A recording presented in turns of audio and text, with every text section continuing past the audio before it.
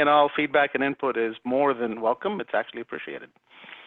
So let's see if I can switch the slide here. Here we go. So I just wanted to ground us on the abstract for the session. So, the concept here that I thought would be worth talking about is clearly companies have adjusted to a new normal coming into COVID a few months ago. But, once you get past the initial shock of change, the question now I think that we as an organization are thinking about and ought to be thinking about, and companies are thinking about, is how do you drive differentiation that's going to last for the long haul, right? If you assume for a moment that we'll get through the COVID pandemic, with a variety of different techniques that are underway, but think past that, what are the innovations and the transitions that are happening now that will live well past COVID and changes that we can potentially contemplate. So that's sort of what I wanted to touch on. And in the short period of time, I'm going to share some of my perspectives and hopefully leave you with some things to think about as well. So if I look at what's happened in the marketplace, bear with me just a moment. I'm trying to get rid of the panel. There we go. Clearly the COVID pandemic has turbocharged a lot of innovation. But as I said in my opening, continued growth, I think, will require sustainable new value. So if you think about digital transformation, lots of companies have been talking about it. I've personally worked for, two very large companies that were and still are in the midst of a massive transformation. But I think one of the things COVID has done is it's really accelerated it for folks that perhaps were thinking, it's not relevant for me right now, but I'll get to it later. And if you think about some of the organizations and you think about the notion of service value, I would argue that service value co-creation is really at the intersection of three different things. It's certainly technology innovation. It's the customer experience. And by customer here, I don't just mean B2C, also B2B, right? I define customer in this context as the consumer of the innovation, and long-term sustained differentiation. And if you look at some of the trends, some of the activity over the last several months, the disruptive companies have actually done really well. So if I take out the initial drop in value that occurred as a result of the COVID shock, and all of my data here, by the way, as you'll see in the footnote, is based on market valuations between the 1st of March to the 1st of July. And I intentionally picked that time frame because we actually went into the pandemic in the middle of March. And then, things seem to be, we've seen a lot of the growth coming into July. So that's kind of the range that I've looked at. Some of these, clearly we've seen, Zoom's up 131%, right? Clearly Zoom has tapped into a market that is, booming and will continue to boom. Teladoc, which is kind of interesting because if you look at Teladoc, they've gone up 68%. Now, when I created these slides a few days ago, I didn't quite realize that Teladoc is actually going to announce a merger, which they did today with Livongo. And that is even more interesting because those companies are disruptive in the telemedicine remote care space that I would argue has been around for a while, but not only is it turbocharged, we're starting to see new innovators and clearly, as of this morning, new mergers to drive differentiated value. I think that's a big wake-up call for a lot of the incumbents. If you look at Chipotle, in the restaurant space, right? Chipotle, their stock is up 37% in the same time frame. And what they've started to do is also very differentiated, and I'll talk to that here in a few minutes. However, if you balance these very same industries with incumbents, the story's a little different, right? And if you look at companies like Cisco, Cisco is a very innovative company. I personally spent over 12 years working for Cisco. But if you look at their performance during the same time frame, they haven't fared quite as well. Now, they've done well. Cisco's up, almost 11%. But if you look at Cisco's portfolio as compared to Zoom, WebEx has been around for a very long time and is deeply embedded across enterprises. But I don't think the market has quite rewarded them as much because one of the questions that you hear a lot about is what's the innovation and how are they going to expand their market? You look at an incumbent in healthcare, United Health Group, who I also spent some time working for. Extremely innovative. They are far and away the market leader in terms of healthcare insurance and healthcare services, predominantly across the United States, but also overseas. Again, they've done well, but the market hasn't rewarded them the same way as like a Teladoc, right? McDonald's is interesting. McDonald's, one could argue, coming into the pandemic was actually very well situated because the vast majority of their restaurants have drive-through. They invested in digital technology, online ordering, mobile ordering, way ahead of some of the other folks. And, while I don't go to McDonald's very often, every time I drive by one, I seem to see a line in the drive-through. But if you look at their market performance in the same time frame, that stock's actually gone down a little over 9%, right? And again, I think it's the same dynamic, which is the innovative companies really need to look at how are you creating sustainable long-term value, right? So let's take a look at that for a moment. I would argue that there are some industries that are likely going to change permanently and for the better. So let's walk through a few of those. I'll take restaurants. You heard me talk a little bit earlier about Chipotle. Some of the big transitions that are happening in restaurants, again, coming out of this pandemic, smaller dining rooms, right? There was a discussion back to McDonald's. One of the analysts was asking, will they actually ever even have dining rooms, right? Clearly, some of their formats, if you think about the play place, I would argue has probably gone away forever. I'm not sure anyone wants to put their child in, a ball pit anytime soon. Digital interactions, huge opportunity. In fact, even incumbent sit-down restaurants are getting in the game, right? As you think about menus, restaurants are likely not going to print menus going forward. Everything's a QR code. I went to a pretty nice restaurant the other day here in Chicago, same concept. Rather than even bothering to print a menu, they just have on the table, they have a little QR code. Look at it on your phone. That clearly is going to extend to order on your phone as well, right? Again, I think these are some of the long-term differentiations we're going to see. Two companies I'll talk about here, Chipotle I touched on, and then Starbucks. These folks, both of these companies, have gone not only to seamless digital ordering and pickup, whether it's in-store pickup, it's outside curbside pickup. What they're also starting to do is now build digital-only lanes and digital-only stores. Starbucks is now starting to open stores in major cities, the first of which I think was in New York, prior to the pandemic, but now they're refactoring other stores where they're much smaller. They're not your 2,000 square foot Starbucks. They're a 200 square foot Starbucks that literally you walk in one door, you grab the beverage you ordered, and you walk out the other door. They don't want you sitting down. They want you to go in, pick up your beverage, and leave. And the idea actually works a few different ways. One, it takes a burden off the incumbent restaurants, where if you've been to a Starbucks lately since they set up mobile ordering, you tend to wait as a person in line for those that have ordered via the mobile app, right? So it takes some of the burden away from those restaurants, but the other thing it gives them is a much larger footprint. And with real estate, particularly commercial real estate in big cities now being attractive coming out of COVID, I think they have an opportunity to really expand the brand. Chipotle, similar sort of concept, digital-only lanes, right? Completely changing their whole model.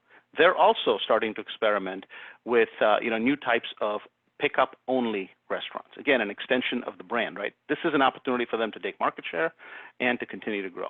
The other interesting thing I think both these brands are doing and others is they're also starting to build loyalty through very targeted rewards. It's no longer a general rewards program where everybody gets the same set of benefits. They're using AI and ML to get very, very specific and precise in the type of reward they want to offer to you via your frequent subscription, right? I think that type of targeting will also build long-term loyalty, right? So lots of changes happening here. I would argue that some of these changes are going to extend beyond these brands and actually even go beyond casual dining further upstream. If we look at healthcare for a moment, I personally spent some time in healthcare over the last few years. Clearly, there's a transition to reduced face-to-face interactions. But some of the other transitions that are happening in healthcare are, if you think about the healthcare experience today, and for those of us in the United States, I think we see this on a regular basis. The models are a little different once you get out of the U.S., but within the U.S., the healthcare journey or the healthcare episode is very fragmented. It's all transaction-based. You have a visit with your physician. The physician gives you a diagnosis and potentially a prescription. If you need to get the prescription filled, you now have a separate interaction with a pharmacy. That could be your local Walgreens, your local CVS, or it could be your pharmacy benefit provider, in which case you get medications via mail. But those are discrete transactions. Now let's assume for a moment that you need to have some lab tests done. Yet again, another transaction. Those are outsourced. They're sent to various labs that will then communicate the results back to you either directly or via your physician. Now, when you get to billing, you now have a billing challenge because you're dealing with multiple providers and your insurance company. We've all lived this. It's extremely fragmented. One of the things the healthcare industry has been trying to do for some time now is move toward outcomes rather than transactions. But quite frankly, the economic model and the way healthcare is delivered in the United States makes it very complicated. But more importantly, the incentives for some of the big incumbents to shift aren't quite where they need to be either to drive the change. But you're now starting to see upstarts. Livongo, which, as I mentioned earlier, just today announced a merger with Teladoc. These folks are coming at it from a completely different lens. They're coming at it with IoT devices tied to care professionals. So they're not starting with a visit to the doctor, which is now and then you have a separate discussion with your pharmacist and a separate discussion with the lab. They're basically saying, we're going to monitor you and we're going to manage the care journey. Plethy is a startup out of Silicon Valley. These guys are doing something really interesting. If you have orthopedic surgery, they put a small sensor that you only have to wear for 20 minutes a day that provides real-time data back to your physician. Now, what's interesting about the Plethy model is they then go to the physician and they say, look, Dr. X, for these particular types of surgery, you're getting a fixed reimbursement. Let's assume for a moment it's $40,000. As part of that fixed reimbursement, you are providing the upfront surgery, 30-day visits for a 90-day regimen, right? So from a patient perspective, you've got a single physician, you get the surgery, you get 3 visits, 3 data points, and that's your interaction.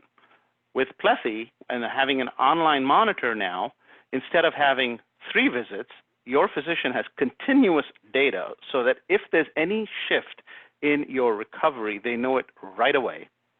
And you now no longer have to go see them once a month. You can see them at a lower interval and get better care and a better outcome. So think about what that does.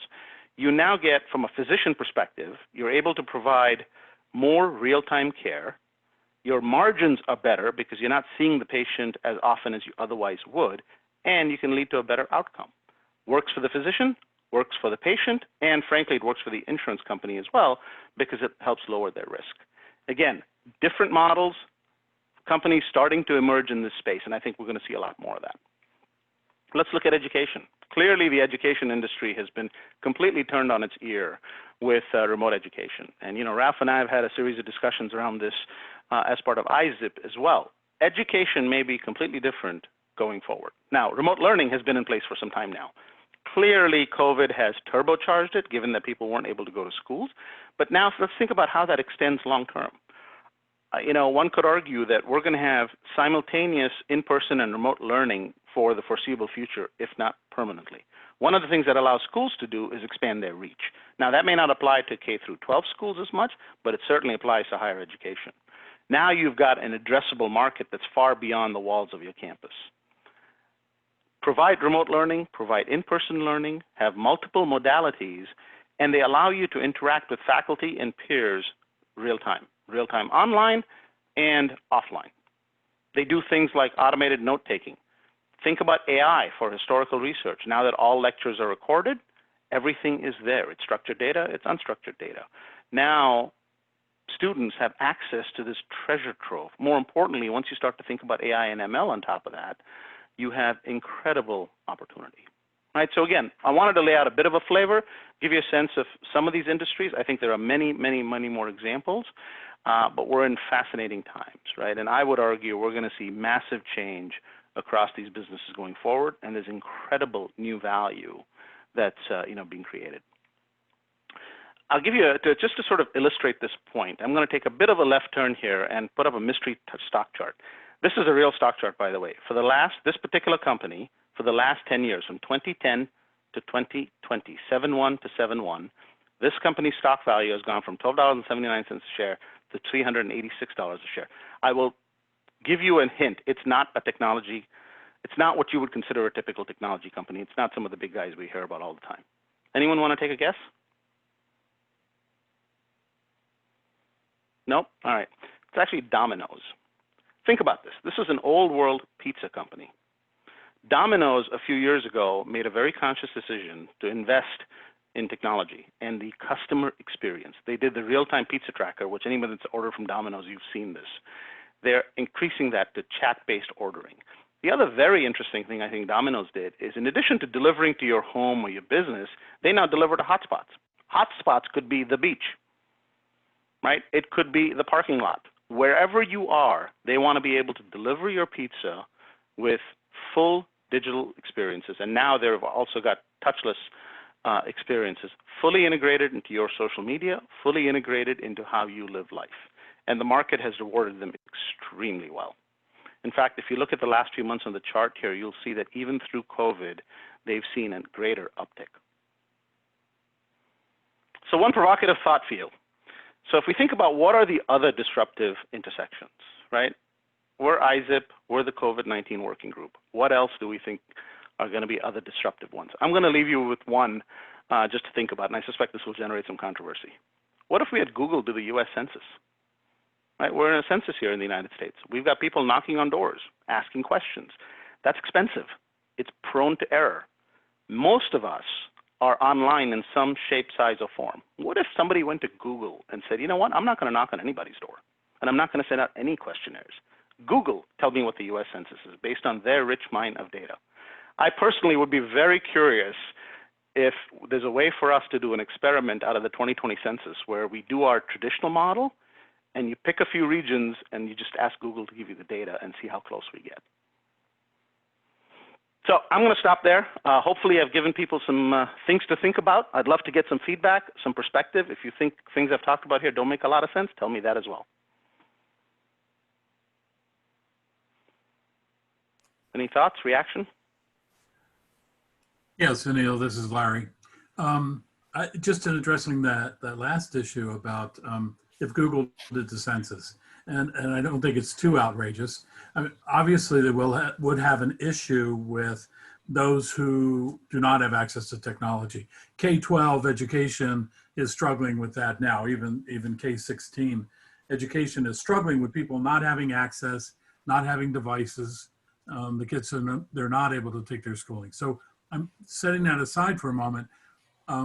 Google does have the algorithms that and the census does this as well, is infer certain demographics based on patterns, existing other kinds of patterns. I don't know where those pattern algorithms come from. However, I'm aware that they do that. And they're thinking that they may have to do that this time around just simply because of COVID and people not answering their doors or whatever, participating in that. So that's interesting. I wonder if the next step might be that we all cast our ballots through Google.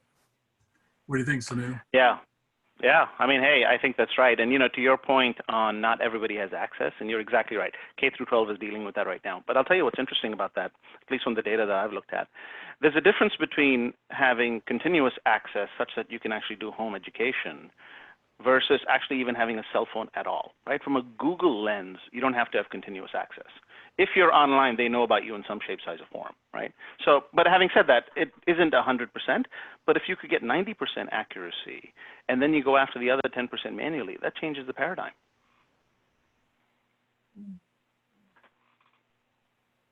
Yeah, great point. Any other thoughts, responses to Sunil's challenge that he has put forward? Yeah, this is Robert Harmon. I was wondering about what will happen with public transit, right? In terms of that, a lot of cities now, people don't want to get on transit. The bike market has gone crazy because everybody's riding bikes. Some of the companies that I work with now are downsizing their footprint in the center city and using remote sites for development teams and stuff like that. So what do you think will happen if we fast forward a couple of years to what's happening with transit and what's happening with large footprint downtown types of companies? Yeah, I mean, look, I think clearly commercial real estate is, going to get impacted, right? There's lots of companies that are talking about scaling back. Now, I do think, though, to your point on transit, we'll figure out new ways of moving people around. One of the short-term dynamics of that is, I don't know if anybody here has tried to price a used car lately. Used car values have gone through the roof because for those people that still need to go into an office or anticipate that they will, to shy away from public transit, they're buying more cars. Right now, that's got its own implications when you think about congestion and traffic and everything else. But I think long-term, transit is definitely going to evolve. And I think you'll have a higher percentage of people that are just naturally going to work remotely. Companies have realized, beyond tech companies where they've been doing this for a while, I think companies have realized that not everyone needs to be in the office at the same time. In fact, I'll give you even companies like United Health Group, where I know some folks in the Minneapolis headquarters.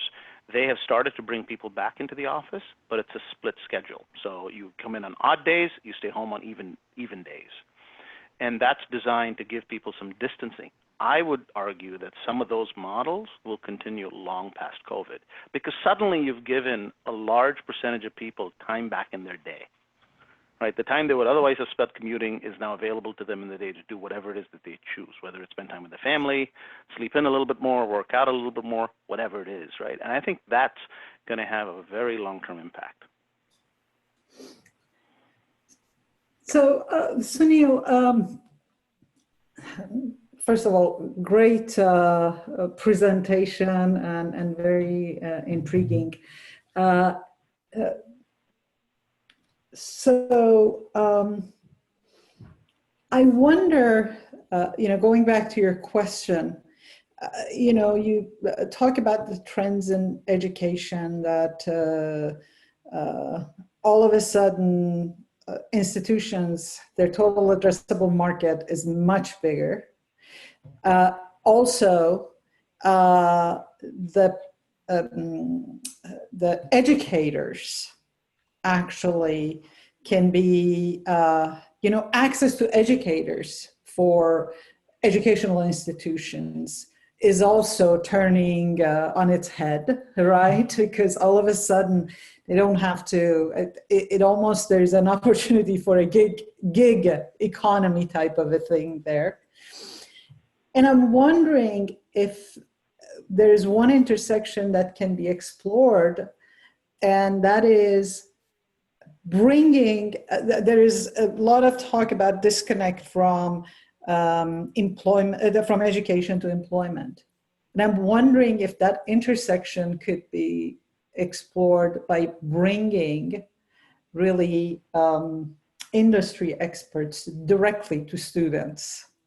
And in your research, if you saw anything there, or, what are your thoughts? Yeah, I haven't pursued that angle, but I think it's an interesting one, because as an example, my daughter is in grad school and she's clearly doing it remotely.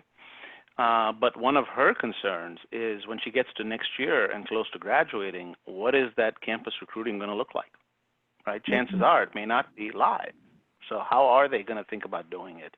And I think that's going to be fascinating. So I'd actually love to get Ralph's perspective. Ralph, if you're still on, you're in the heart of that. Any thoughts on Yassi's point? As far as recruiting and company contacts go, we're doing it remotely. I just yesterday set up an agreement to have somebody from PwC speak to my class. Now, ordinarily, they would come to campus, stand in front of the class, but we're just going to do it through Zoom.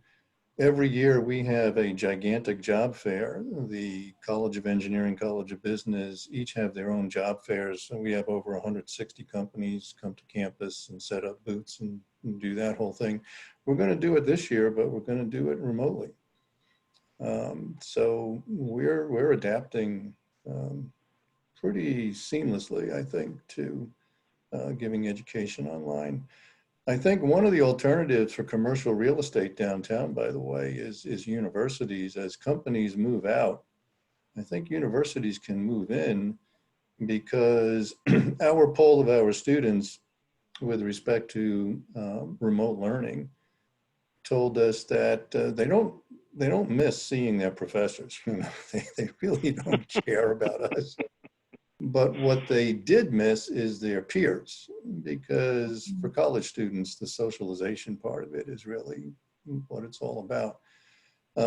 Frankly, we don't want them coming back here, but they want to be together. So I'm thinking for campuses like mine that are, far away from urban centers, our students would be happy if we set up some downtown office space where they could meet with each other. They could take their classes online and do their collaborations with each other face to face if they choose. and even collaborate or meet students from other universities in some kind of, an office park. So I think there's an opportunity there for commercial real estate downtown. And the campus, the university becomes sort of a brokerage house, connecting students out in the field with faculty out in the field, and just giving them the technology links to, provide education. I think that's the future. The university of the future is going to look like that. I think that makes a lot of sense. In fact, one of the discussions I've had with both my kids over the years is when you think about a college, certainly the education matters, but the relationships that you build with peers are almost equal, if not more valuable, right? Because that's what you carry forward. So I completely agree. Yeah. Well, folks, thank you. I know we're at time here, Yasi. Thank you for the opportunity, and I hope I was able to share some thoughts. Would again love to continue the dialogue and get feedback offline as well. Excellent. Thank you so much, Sunil, and thanks everyone for participating. Thank you. Have a wonderful day, evening, depending on where you are. Bye-bye. Take care. Bye. Bye.